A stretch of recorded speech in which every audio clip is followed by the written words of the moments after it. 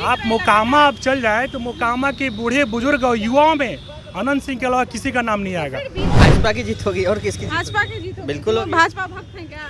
भाजपा भक्त क्या है, जो राष्ट्रवाद की बात करेगा हम उसके साथ हैं। पहले देश होता है, गुंडे चोर चुट्टे इन लोगों को अगर वोट दिया जाएगा तो लोकतंत्र कहाँ जाएगा। आरजेडी नहीं जीतेगा, एक पक्का जानिए।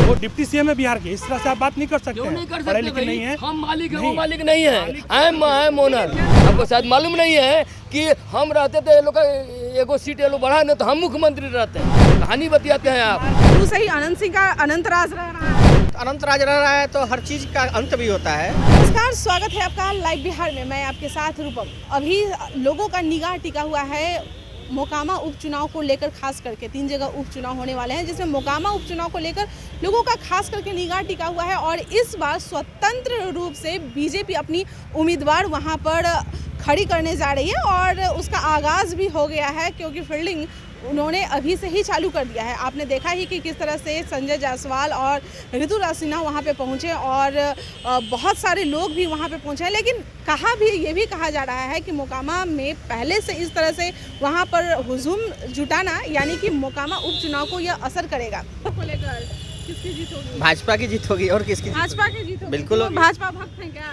भाजपा भक्त क्या है, जो राष्ट्रवाद की बात करेगा हम उसके साथ हैं। पहले देश होता है, गुंडे चोर चुट्टे इन लोगों को अगर वोट दिया जाएगा तो लोकतंत्र कहाँ जाएगा। और जो समाज के लिए काम कर रहा है, जो जनता के हित में काम करे, उनको दिया जाना चाहिए वोट। इसलिए हम कहते हैं कि भाजपा जीतेगी। इसलिए भाजपा अभी से ही फील्डिंग वहाँ चालू कर दी है। फील्डिंग क्या है, हम तो सालों भर काम करती है भारतीय जनता पार्टी। देखते हैं कई कार्यक्रम होते हैं जीवन में, अगर किसी को देखा है हमने काम करते हुए, सड़कों पे संघर्ष करते हुए और 12 महीने काम करते हुए, तो भाजपा है।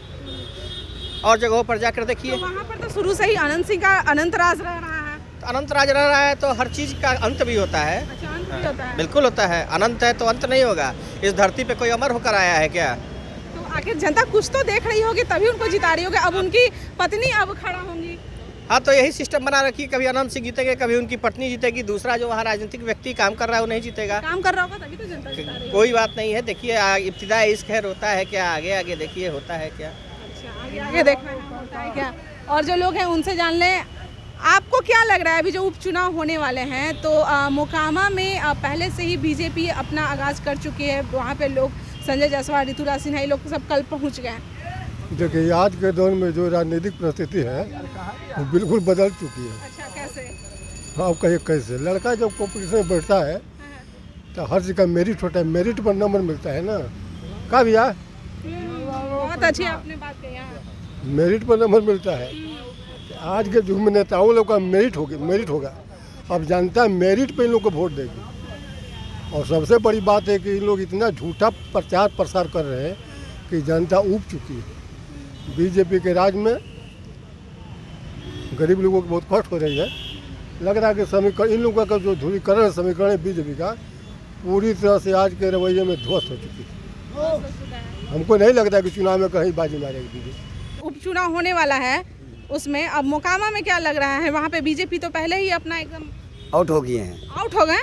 वो तो फील्डिंग स्टार्ट कर दी है, पूरा प्रचार प्रसार चालू कर दिए। मोकामा में बीजेपी भारी बहुमत से जीतेगी। अच्छा, हाँ, उसका आप जीता जागता तस्वीर आप देख लीजिए। जब से ये लोग गवर्नमेंट में आए हैं तब से ही स्थिति चरमराना चालू हो गया है।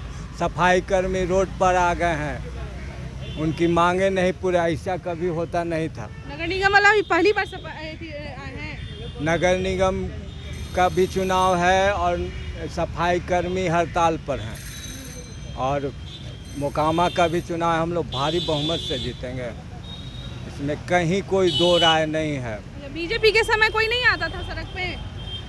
कहाँ कोई आता वार्ड था? पंचायत वाला याद है, यहीं पे पूरा रास्ता पट गया था। देखिए उसका निदान, उसका यहीं पर से पूरा लाठी और ये इसका निदान तुरंत निकलता था। इसका तुरंत निदान निकलता था। 4-5 पे 6 दिन, एक हफ्ता हड़ताल नहीं हुआ करता था। अनंत सिंह है ना मोकामा में? जी, अनंत सिंह का सदस्यता समाप्त हो गया है। कुछ उनकी पत्नी है ना? तो हम लोग अपने पार्टी के पक्ष रखेंगे ना, हम लोग का पार्टी के उम्मीदवार जीतेगा। अच्छा, आप बीजेपी पार्टी के हैं? नहीं, वहाँ जो भी बीजेपी आपको पसंद है कि बीजेपी जी, सही जी, काम जी, करती जी, है ना?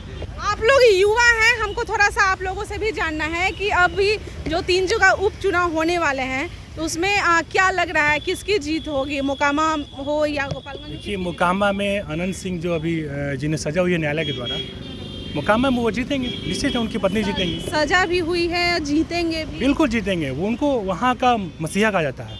मतलब तो सजा क्यों हुआ?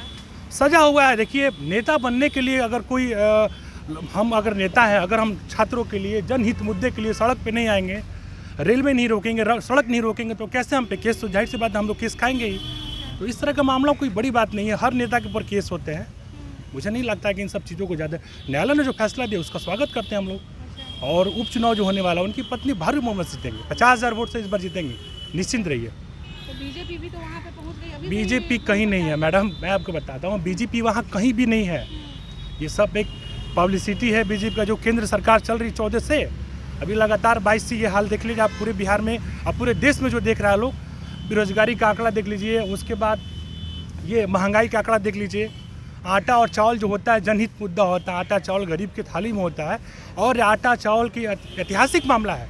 इतिहास में पहली बार ऐसी सरकार है जो आटा चावल पर GST लगाई है। ये तो बहुत बड़ा एक दुर्भाग्य है। लोग कल पहुँचे हैं वहाँ पे गोपालगंज में, पूरा पर ये लोग गाड़ी से अपना मैडम, सुभाष जी वहाँ डेट किए हैं, उनकी मृत्यु पे मैं सादर नमन करता हूँ। बीजेपी के थे विधायक वहाँ पे, लेकिन बीजेपी से पूरे देश में लोग खफा हैं, ये जान लीजिए।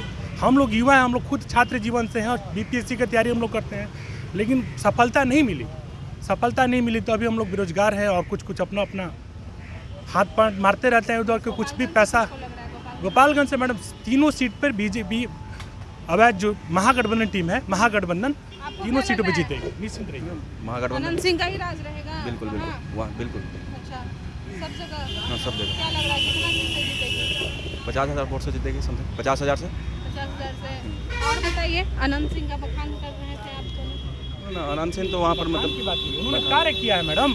आप चल जाइए, इसीलिए वहाँ से वो जीत आप रहे मोकामा आप चल जाए तो मोकामा के बूढ़े बुजुर्ग और युवाओं में अनंत सिंह के अलावा किसी का नाम नहीं आएगा। फिर बीजेपी क्यों मैं ये टक्कर नहीं देने बोलूँ, की बात वो कर अभी रही है? मैं आपको ये नहीं कहता हूँ कि वो अभी सेकुलर पार्टी से हैं तो मैं इनको समर्थन करूँ, ऐसा कुछ नहीं है। वो जात के भूमियार हैं, लेकिन उन्होंने काम किया है, लोगों ने काम के बल पर उनको लगातार जिताया है। अभी भाजपा काम कर रही है, ठीक है, लोग बोलती है भाजपा की काम कर रही है, लोकसभा में बोली थी कि 14 में काम करेंगे, 2 करोड़ युवाओं को नौकरी देंगे, महंगाई भत्ता देंगे, स्मार्ट सिटी बनाएंगे, बुलेट ट्रेन चलाएंगे, ऐसी बहुत सारी वादे हैं जो आम जनहित मुद्दे पे जिन भाजपा ने चुनाव लड़ा। और वर्तमान 2022 अभी चल रहा है, ख़त्म होने वाला है, 24 आते हैं तो इनकी सरकार देखिएगा, हमको लगता है कि 80 से ज़्यादा सीट नहीं आएगा। पूरे भारत के लोकसभा मात्र 80 सीट पे बीजेपी सिमट जाएगी। आपको भी वही लग रहा है? नहीं, तो ये यंग है, बेरोजगार है, बेरोजगारी का मीनिंग नहीं, हम तो इंजीनियर हैं, रिटायर्ड हैं, हमको मालूम है। ये गोपालगंज में तो RJD जीतने का सवाल नहीं उठता है। कौन जीतेंगे? बीजेपी? जो भी जीते, RJD नहीं जीतेगा, एक पक्का जानिए। और ये लोग अभी नया है, अभी 20 लाख का बोले हैं ना नीतीश बाबू, हम भी इंजीनियर हैं, वो भी इलेक्ट्रिकल के, हम भी इलेक्ट्रिकल के हैं, और फर्स्ट कंपटीशन बैच के हैं। इसलिए नीतीश बाबू 32 बरस का हिसाब दे लोग ना, 32 बरस का क्या किया है लोग 32 ईयर्स में। 2 मिनट, क्या कर रहे थे हम बीजेपी में नहीं। पिछले 17 वर्षों से भाजपा सरकार में थी। आपने कहा कि बात कर लीजिए, उन्हीं से लीजिए, हम कोई नेता नहीं है, हम JP मूवमेंट का देखिएगा, JP मूवमेंट के हम आदमी है। हम 10 महीने 7 दिन रहे हैं इंजीनियरिंग कॉलेज के स्टूडेंट रहने के बाद। आपको शायद मालूम नहीं है कि हम रहते थे, ये लोग एगो सीट ये लोग बढ़ा नहीं तो हम मुख्यमंत्री रहते हैं। कहानी बतियाते हैं आप। आप बोल रहे हैं बखान करें नीतीश कुमार 20 लाख रोजगार की बात, 10 लाख तेजस्वी जी ने बोला है कि मैं स्वयं 10 लाख रोजगार दूंगा। और रही बात पढ़े लिखे है नहीं, इसलिए भी सड़क छाप पे हैं। सड़क छाप मतलब हाँ, अभी अब सड़क पे इंजीनियर है ना। इंजीनियर आप तो सड़क पर नहीं नहीं आप किसी नेता को इस तरह का बात नहीं कर सकते हैं। आप जाकर बात कर सकते हैं क्या अंग्रेजी में?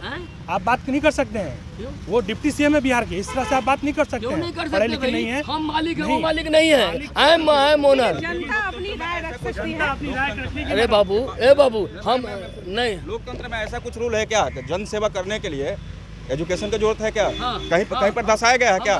संविधान में कहीं लिखा है क्या? बताइए हमको। बाबा साहब भीमराव अम्बेडकर ने संविधान में लिखा है कि आप पढ़े लिखे रहेंगे तभी आप नेता बनेंगे। हमको आप एक चीज जानिए, कुछ जरूरत नहीं है, लेकिन ब्यूरोक्रेट लोग इसीलिए लोग का कुकुर चीज से नहीं पूछता है। रीजन है कि उनको फाइल कैसे समझ में आएगा, इकोनॉमिक्स कैसे समझ में आएगा, इंजीनियरिंग का डेवलपमेंट कैसे समझ में। अभी आपके यहाँ हम किसी पार्टी में नहीं। तो नीतीश कुमार जी तो इंजीनियर थे, तो उनसे खफा क्यों हो रहे हैं? आप तो अरे तेजस्वी काम यादव करे तब ना। तेजस्वी यादव वो बच्चा है, भतीजा लगेगा उसको।